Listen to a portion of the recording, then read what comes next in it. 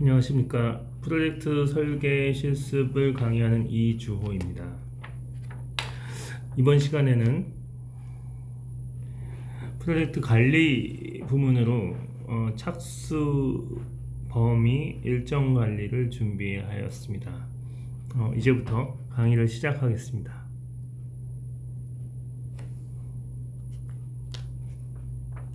학습 내용은 프로젝트 착수, 프로젝트 범위, 프로젝트 일정 관리입니다. 학습 목표는 프로젝트 착수 시에 필요한 중요한 사항을 이해하는 것입니다. 또한 프로젝트 범위 관리 및 일정 관리 시 필요한 중요한 사항을 이해하겠습니다. 지난 시간에 PM복에서는 프로젝트는 고유한 목표를 산출하기 위해 수행하는 한시적인 노력이라고 정의하였습니다. 또한 프로젝트의 특징은 고유성, 한시성, 불확실성, 점진적 상세와 변화를 추구하고 비즈니스 가치를 창출한다고 했습니다. 또한 프로젝트에서는 이 단계를 구분하고 관리한다고 했습니다. 이렇게 단계를 구분하고 있죠. 그리고 PM복에서는 5개의 프로세스 그룹인 착수, 계획, 실행, 모니터링 및 컨트롤, 종료 단계가 있다고 했습니다. 그리고 프로젝트를 관리하는 데는 10개의 지식 영역이 있는데 범위, 일정, 원가, 품질, 자원, 의사소통, 리스크, 조달, 이해관계자 9개가 있으며 이를 모두 통합하는 통합까지 포함해서 10개의 지식 영역이 있다고 말씀드렸습니다. 지난 시간에 프로젝트 관리 방법론에 대해서 예측형 방법론과 적응형 방법론을 비교해 보았습니다. 예측형 프로젝트 방법론은 프로젝트의 범위가 명확할 때 사용됩니다. 요구사항을 초기에 정의해서 단계별로 수행해야 하는 작업의 리스트와 산출물이 명확할 때 사용되고요. 고객과 경영진에게 산출물을 체계적으로 문서화할 수 있습니다. 그리고 범위, 일정, 자원, 비용을 통합 관리할 수 있습니다. 그리고 각 단계별 모든 진행 사항이 예측이 가능합니다. 그래서 적용되는 분야는 제조, 건설, 조선, 제약, IT, 연구개발 등 모든 산업 분야에 적용될 수 있습니다. 반면에 적응형 프로젝트 방법론은요, 범위가 변경 가능성과 불확실성이 클 때 사용됩니다. 예전에 없었던 신제품 등 창의적인 구현이 필요할 때 사용됩니다. 신제품이기 때문에 초기에는 요구사항이 명확하지 않고 프로젝트를 계속 진행하면서 요구사항이 지속적으로 추가됩니다. 문서의 격식주의를 최소화하고 개발자 중심으로 프로그램을 구현하고 작동하는 것을 중요시 생각합니다. 적용 분야는 IT나 연구개발에 주로 활용된다고 말씀드렸습니다. 다음은 프로젝트 생애 주기와 단계입니다. 프로젝트의 일반적인 프로세스 모델에 대해서도 설명을 드렸습니다. 프로젝트는 시작과 끝이 있고요. 착수와 종료 단계가 있다고 했습니다. 착수 단계에서는 프로젝트를 공식적으로 착수하고 초기 이해관계자를 식별합니다. 계획 단계에서는 범위, 일정, 원가 등에 대한 프로젝트 관리 계획을 작성합니다. 실행 단계에서는 계획에 의거해서 실제 작업을 수행하고요. 인도물을 생성하게 됩니다. 실제로 실행하게 되는 거죠. 프로젝트에 대한 실행 단계입니다. 감시 및 통제 단계는요. 계획과 실적을 비교해서 시정 조치가 필요하면 시정 조치를 취하고요. 문제가 없으면 프로젝트 성과 보고서를 작성하고요. 그리고 고객에게 인도물에 대한 승인을 요청합니다. 프로젝트의 인도물에 대해서는요, 고객이 확인 검증 등 인계를 마치면 프로젝트는 종료하게 됩니다. 이렇게 프로젝트의 생애 주기 있습니다.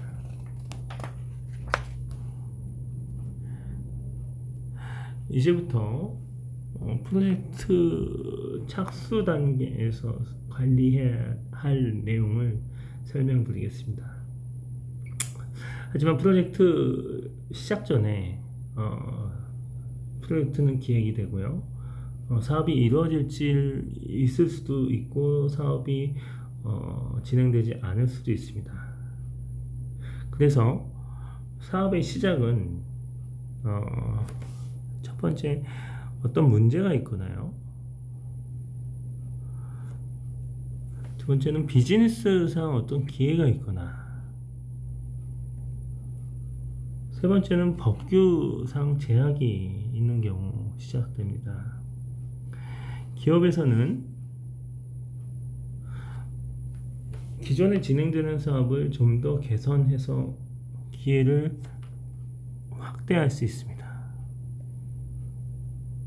그리고 또는 진행하는 사업 또는 시스템에 문제가 있어서 이를 개선할 수 있습니다. 아니면 법 제도가 바뀌어서 좀 더 강한 통제 사항이 생겨서 이런 사업을 수정해야 되는 사항이 있을 수도 있습니다. 아무튼 어떤 이유로든 프로젝트를 시작되게 됐는지 배경을 파악하면 이 프로젝트의 니즈를 조금 더 명확히 파악할 수 있습니다. 그래서 이는 프로젝트 요구사항을 파악하는 데 아주 도움이 됩니다.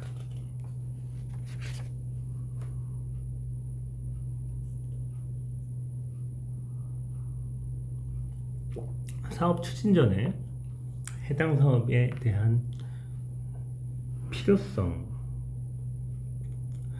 그 다음에 요구사항 분석, 대안 검토, 비용 검토를 실시합니다.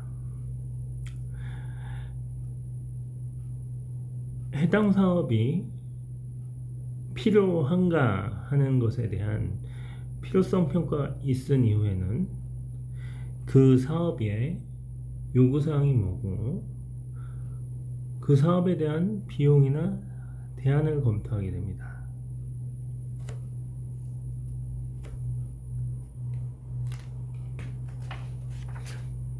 또한 사업 추진과 관련해서는요, 이 해당 사업 말고 다른 사업들이 이렇게 있을 경우 우선순위를 결정합니다.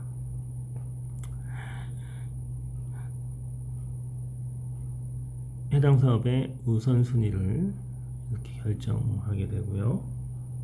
필요한 사업으로 최종 결정이 되면 자금 확보 등을 위하여 적절한 내규에 따라서 승인을 진행하게 됩니다. 그리고 사업이 최종 선정되면 적절한 프로젝트 관리자를 선정하게 됩니다.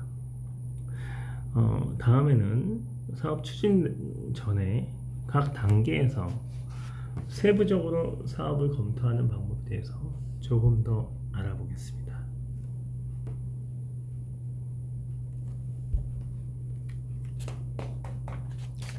사업에 대한 필요성 평가입니다. 해당 사업이 추진하는 요구 내용을 정리합니다. 해당 요구 내용이 문제 해결인지 비즈니스의 기회 확대인지 법규와 관련된 제약사항에 해당되는지에 대해서 이 단계에서 분석을 하게 됩니다. 그리고 그 요구사항을 해결하기 위한 아이디어를 정리하고요. 또한 요구사항에 대한 배경을 파악하게 됩니다. 그리고 해당 요구사항에 대한 비즈니스 가치에 대해서도 파악하게 됩니다. 그리고 이와 관련한 규정이나 법규에 대해서도 정리합니다. 이러한 내용 분석 및 정리에 따라서 해당 사업에 대한 필요성이 분명하게 해주고요. 또한 이런 사업 추진에 대한 배경이 어떤지와 비즈니스의 가치가 정의됩니다.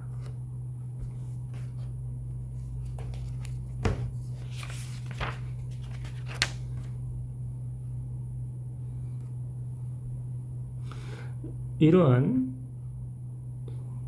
필요성 검토 후에 해당 요구사항에 대해서는 이 사업과 관련해서 선택할지 말지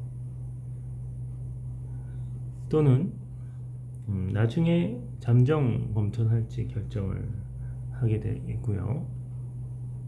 주로 비즈니스에 대한 가치와 또는 규정과 법규를 꼭 지켜야 하는 경우에는 사업을 추진하게 됩니다.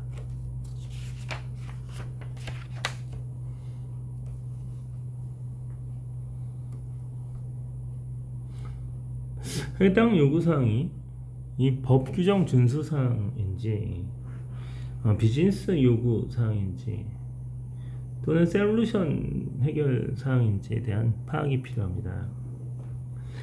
각 항목에 대하여 상세한 내용을 기술하게 되면요, 각 요구사항이 구현되었을 때 기대효과 또는 목표를 파악하게 됩니다.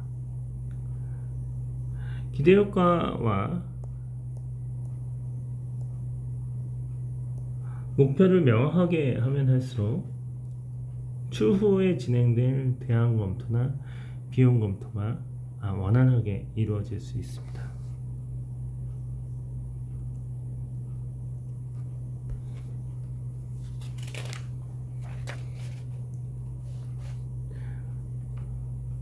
지금까지 파악된 사업에 대한 요구사항에 대한 기대효과와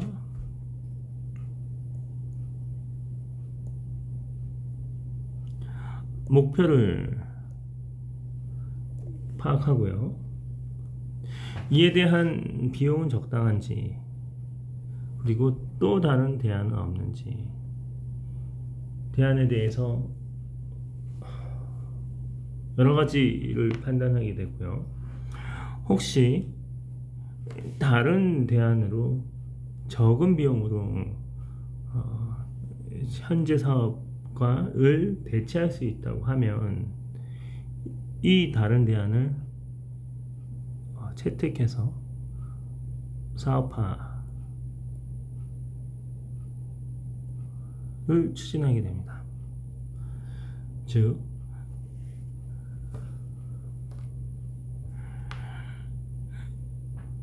해당 사업에 대한 필요성 검토를 수행한 이후에요, 그 사업에 대한 기대효과, 목표, 그리고 비즈니스에 대한 요구를 파악하고요, 비용 및 대안을 검토해서 최종 사업에 대한 승인 여부를 판단합니다.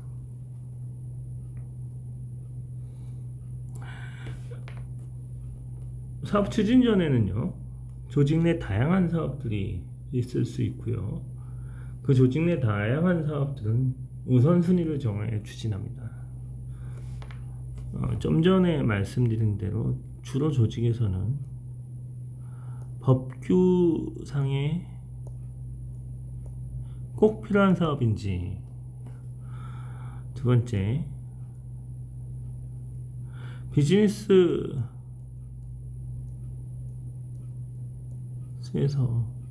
가치를 창출하는 건지, 세 번째,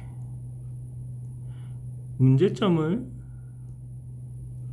해결하고 거기에 대한 기대 효과가 있는 건지, 이러한 조직 내 여러 가지 기준을 잡아서 사업의 우선순위를 추진하게 되고요.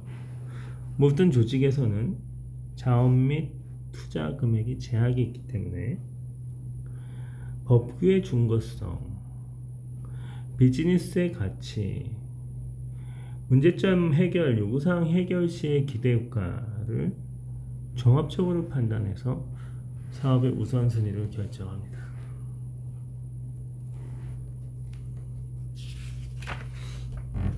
조직에서는 우선순위에 따라 선정한 사업에 대해서 결국 사업을 승인하게 되고요. 승인한 이후에는 자금 확보를 하게 된 이후에 프로젝트를 시작하고 준비합니다. 이 시작 준비가 끝나면요, 사업에 적합한 PM을 선정하는데요, 사업과 추진과 관련해서 이 프로젝트 매니저, 이 PM이 아주 중요합니다. PM은요, 그 업무 도메인에 대한 지식과 또 여러 이해관계자들과의 커뮤니케이션, 그리고 프로젝트 팀원들과의 분석 및 커뮤니케이션 능력이 요구됩니다. 그리고 다양한 환경에서의 리스크가 발생하였을 때 이 리스크에 대한 대비를 위하여 통찰력 또는 준비성, 이런 것들도 중요합니다. 프로젝트의 성공을 위해서 PM이 아주 중요하며, PM을 양성하는 것도 조직의 경쟁력이라고 설명하는 사람도 있습니다. 이렇게 PM이 프로젝트의 성공에서는 아주 중요한 요인이기에 PM을 선정하는 것도 아주 중요하다고 강조를 드리겠습니다.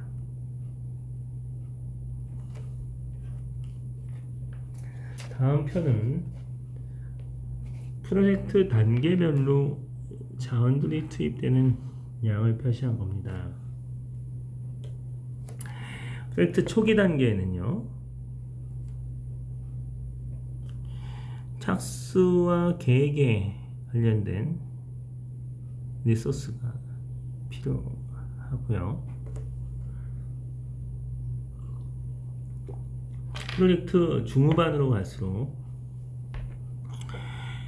결국 실행하는 자원이 아주 많이 필요합니다.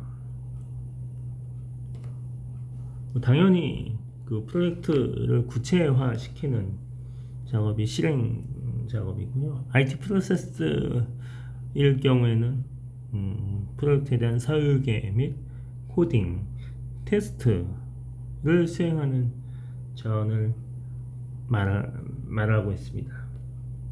당연히 실행 업무를 많이 해야 산출물 및 구축이 이루어질 수 있겠죠.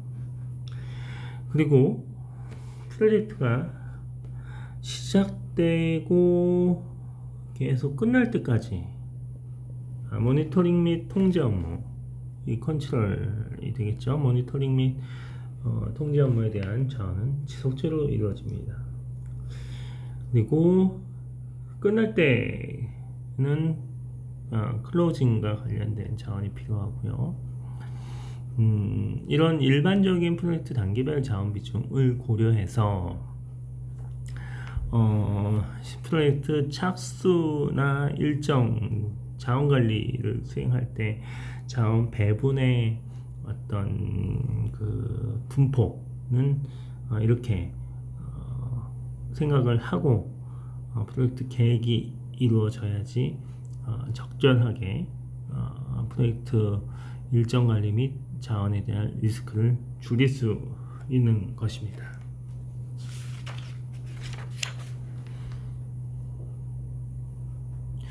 이제부터는 프로세스 그룹과 산출물에 대한 내용을 살펴보겠습니다. 프로젝트가 시작된 이후에 착수, 계획, 실행, 감시, 통제, 종료와 같은 프로세스가 이루어진다고 설명드렸고요. 그 구체적인 산출물에 대해서 자세하게 알아보겠습니다. 착수 단계입니다. 착수 단계에서는요, 프로젝트 차터라고 하는 착수 승인서와 이해관계자 관리대장을 작성합니다. 두 번째 계획 단계에서는요, 전체적인 프로젝트 관리 계획서가 만들어지게 되고요. 실행 단계에서는요, 인도물, 프로젝트 인도물을 만들게 되고요. 인도물 작성 과정에서 발견되는 이슈와 관련된 로고, 성과 데이터, 변경 요청서 등을 작성하게 됩니다.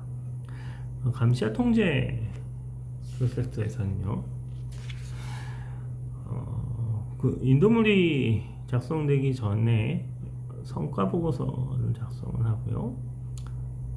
그 성과가 미흡하거나 변경이 발생해야 되는 사항일 경우에는 변경 승인서를 작성합니다. 또 산출물에 대한 성과 정보와 제품 승인서를 작성합니다. 마지막 종료 단계입니다. 종료 단계에서는요, 프로젝트 종료 보고서를 작성하고요. 교훈대장이라고 하는 것이 있는데, 이것은 프로젝트가 끝날 때마다 프로젝트에서 보고 배우고 느낀 점들, 좀 미흡했거나 아니면 잘한 것들을 정리를 해서 프로젝트 팀 내에서는 공유를 하고요. 조직 내 다른 프로젝트 팀에게도 주요 내용을 공유할 수 있으면은 공유하는 것을 목적으로 합니다. 그래서 프로젝트 내에서 수행한 교훈들이 관리되고 발전되고 또 다른 대안을 생성하여 조직의 발전을 이루게 하는 데 사용하는 산출물입니다. 그러면 만약 이제 외부 조달한 자원이 있다고 하면요, 거기에 대한 계약갱신, 계약 종료나 아니면은 검사물에 대한 인도, 이런 것들도 마무리를 하게 되고요. 그러면 내부 자산에 대한 프로젝트 수행에 따라서 추가가 되거나 삭제가 된 경우에는 내부 자산에 대한 갱신도 진행하게 됩니다.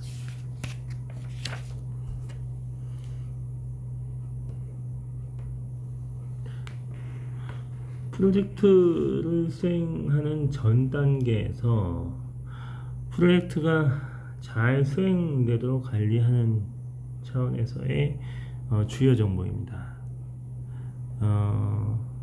착수 단계에서는요, 이 사용자 요구 사항 파악이 중요합니다. 사용자 요구 사항 뿐만이 아니라 이해관계자들이라고 하는데, 다양한 이해관계자들이 프로젝트에는 있을 수 있습니다. 이 다양한 이해관계자들의 요구사항이 무엇인지 파악해서 좀 더 프로젝트를 구체화할 수 있는 근간을 마련할 수 있는 정보입니다. 계획 단계에서는 범위와 일정 관리 또는 자원 관리가 중요합니다. 그래서 주로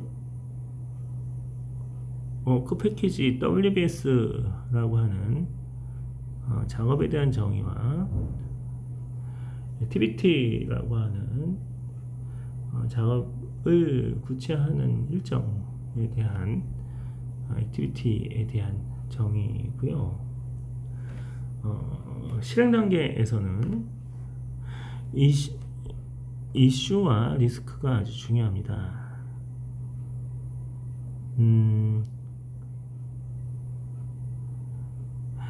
위험한 일이 발생하지 않은 것을 리스크라고 하고요. 이미 발생해서 뭔가 조치나 액션이 필요한 경우를 이슈라고 합니다. 그것은 공식적으로 식별이 되어서 그것에 대한 해당 조치를 수행해야 하고요. 그것을 어떻게 관리하느냐에 따라서 프로젝트의 성공 여부가 달렸습니다. 모니터링 및 통제 영역에서는요, 산출물의 변화나 어떤 인도 기준의 변화가 생길 수 있을 텐데요.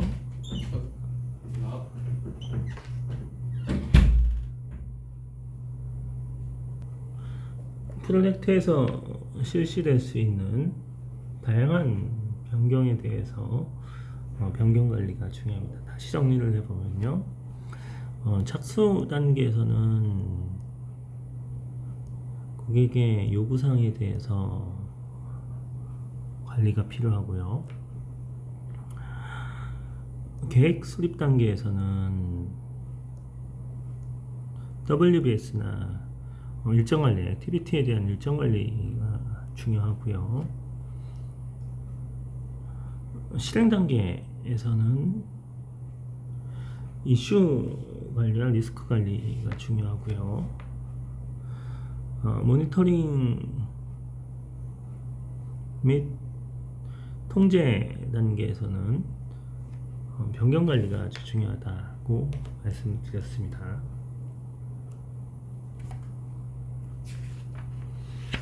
지금부터는 시나리오를 기반으로 해서 아주 간단한 프로젝트의 예로 각 단계에서 수행하고 관리하는 중요 정보를 분석하는 방법을 설명드리겠습니다.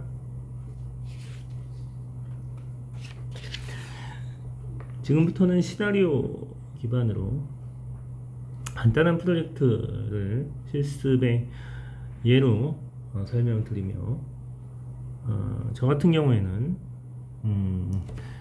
인터넷의 프로젝트 관리에 대해서 원격 녹화 강의 채널을 생성하려는 프로젝트를 실시하려고 합니다. 문화대학교 원격 강의에서는 시스코 웹엑스 앱과 유튜브를 허용하는 환경인데요. 문화대학교 규정상 사이버 강의실에 원격 녹화 강의 링크를 연결시켜서 강의를 개설해야 한다고 합니다. 원격 녹화 강의 채널을 개설하면 문화대학교에 방문 없이 강의를 수행할 수 있는 편리한 이익이 있다. 이러한 배경에서 사업 계획에 대한 타당성 검토를 실시해보고자 합니다. 그리고 이것은 제가 생각한 아주 간단한 예를 들었고요. 이는 추후 범위하고 일정 관리에도 활용을 해보겠습니다. 네, 타당성 분석은요, NABC 분석을 해봤고요. N은 사용자 니즈에 대한 정리를 한번 해봤고요. A는 어떤 방법으로 어프로치를 해야 되는지에 대해서 분석을 했습니다. 그리고 B는 이 프로젝트를 수행을 하면은 어떤 베네핏이 있는지 이익에 대해서도 한번 분석을 해봤고요. 그 다음에 컴피티션은 어떤 다른 대안이나 아니면 다른 방법은 없는지에 대해서도 분석을 해보았습니다. 비즈니스 니즈는 다음과 같습니다. 비즈니스 니즈는 원격 강의 채널을 생성하는 거 하고요. 그 다음에 문화대학교의 사이버 강의실을 연결하면 어떻겠냐라는 니즈입니다. 이것은 비즈니스에 대해서 좀 더 가치를 좀 창출하겠다는 니즈겠죠. 그러면 어떻게 좀 수행을 할 수 있을까라는, 어떻게 수행하는 방법에 대한 브로치입니다. 유튜브 계정도 만들어야 될 것 같고요. 그 다음에 녹화 장비에 대한 환경도 준비를 해야 될 것 같고, 원격 강의에 대한 자료 준비도 잘 수행이 된다고 하면 이렇게 원격 강의 채널이 생성되고요. 사이버 강의실하고 또 연계도 가능할 것 같습니다. 그러면은 이러한 원격 강의에 대한 채널 생성하고 사이버 강의실 연계에 대한 프로젝트라고 하면 어떤 베네핏이 있을까라고 분석을 해보았습니다. 저 같은 경우는 원격 강의에 따라서 천안까지 이동하지 않아도 되는 장점이 있습니다. 뭐 교통비 만점도 세이브 되고요. 그 다음에 뭐 시간적인 측면도 절약이 되겠죠. 하지만 이러한 채널 생성이 꼭 전부인가, 다른 대안은 없는가 라는 것을 분석해보니 원격 강의를 녹화 강의 하는 것보다는 또 실시간 강의를 할 수도 있고요. 강의실에서 직접 강의도 할 수 있는 것도 있습니다. 이러한 같은 타당성을 분석해 본 결과 저는 그래도 원격 강의에 따라서 천안까지 이동하지 않아도 되는 베네핏이 유튜브 계정을 생성하고 녹화 장비를 마련하고, 강의 자료는 어차피 뭐 원격이든 아니든 상관없이 강의 자료는 준비를 해야 되니까 이것은 큰 요인은 아니고요. 이러한 준비하는 그 필요 요인보다 베네핏이 더 크다고 판단했습니다. 그래서 프로젝트로 진행해도 될 것 같다 라고 제가 프로젝트 타당성을 분석했고요. 그래서 프로젝트를 수행하기로 결정을 했습니다. 프로젝트가 시작된 다음에는 프로젝트 차터를 작성할 수 있습니다. 프로젝트 차터는요, 프로젝트 목적과 배경, 요구사항, 일정, 이러한 것들을 한번 정리해 보는 문서입니다. 그러면 프로젝트의 목적은요, 원격 강의 채널 생성 및 문화대학교와 사이버 강의실을 연계하겠다. 이런 아주 구체적인 프로젝트 목적이 있고요. 이와 같이 검토한 배경은 문화대학교의 방문 강의 없이 원격에서 강의를 실시하면 어떻겠냐라고 하는 니즈가 있었고, 또한 시간과 교통비를 절감할 수 있는 베네핏이 있었다는 것이 배경입니다. 그리고 주요 요구사항은 인터넷 유튜브에 채널이 개설되고요. 매주 초에 강의 자료를 작성해서 인터넷에 게시하는 것이 주요 요구사항인 것으로 파악됐습니다. 분석했습니다. 그 다음에 일정은 2022년 9월 2주차부터 2022년 12월 2주차까지 계속 원격 강의를 실시하는 기간이 명확하고요. 제가 이 프로젝트에 투자할 수 있는 예산은 약 50만원 정도를 지원할 수 있습니다. 이거는 저희가 장비가 없어서요. 장비에 필요한 투자 금액이 한 50만원 정도로 적정 금액을 수립했습니다. 프로젝트 차터를 작성할 때 그 앞에 부분은 뭐 이렇게 어렵지 않은데요. 뒤에 부분은 조금 익숙하지 않은 단어가 좀 있습니다. 가정사항이라는 말이 나오는데요. 가정사항은 프로젝트가 성공을 하기 위해서 당연히 수행돼야 되는 어떤 조건입니다. 그러니까는 아직 실행되지는 않았지만 당연히 수행되어야 하는 조건이라서 이걸 한번 정리를 해보면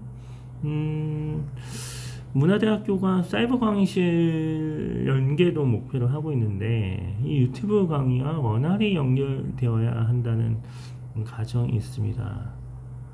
이런 것들이 만일 없으면 이 프로젝트는 굳이 실행할 이유가 없게 되고요. 이러한 가정으로 수행하는 조건입니다. 두 번째 제약사항이라고 하면 프로젝트 진행하다가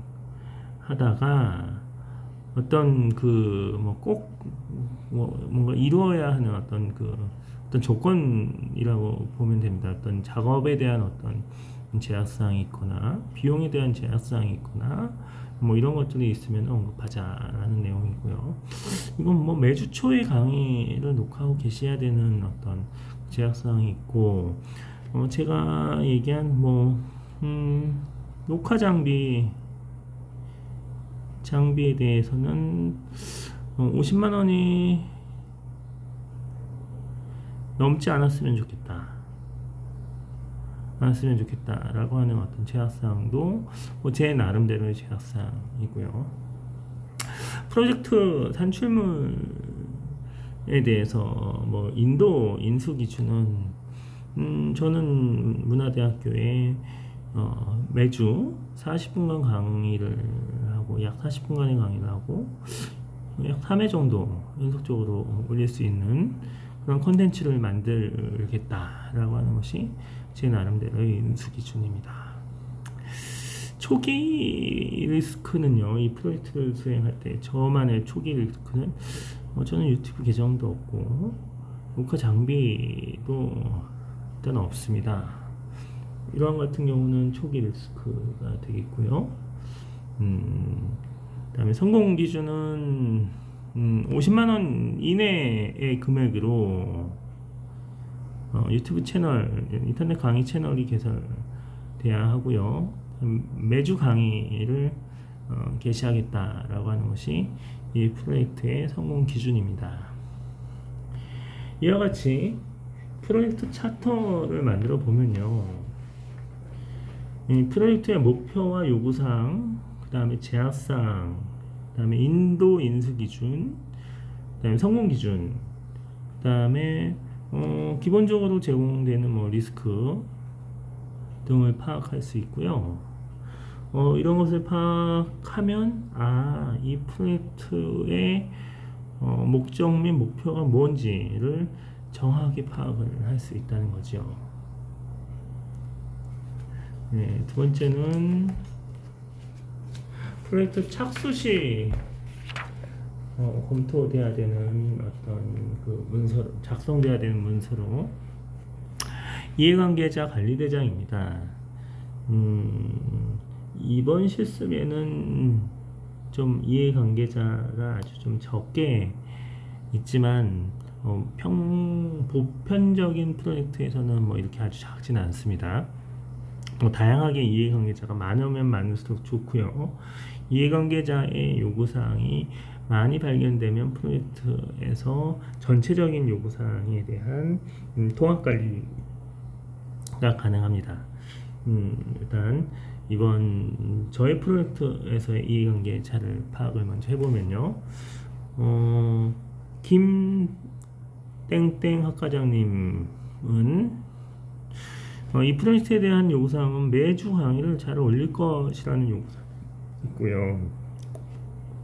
프로젝트의 영향력은 좀 애매하긴 하지만 그래도 영향력이 있고, 그렇다고 뭐 이 프로젝트에 대한 관심은 뭐 아주 낮은 편이라고 정의를 할 수 있습니다. 그리고 뭐 다양한 학생들이 있겠죠. 저희 같은 이 학생들은 학생들도 뭐 요구사항 매주 강의를 올려줬으면 좋겠다라고 하는 요구사항이 있을 수 있고요. 프로젝트의 영향력은 낮고 관심도 그다지 뭐 이렇게 많지는 않은 것 같습니다. 이해관계자 관리대장을 작성하는 이유는요, 그 프로젝트에 대한 권한과 관심을 매트릭스화해서 이해관계자에 대한 포지셔닝을 정의를 하고요.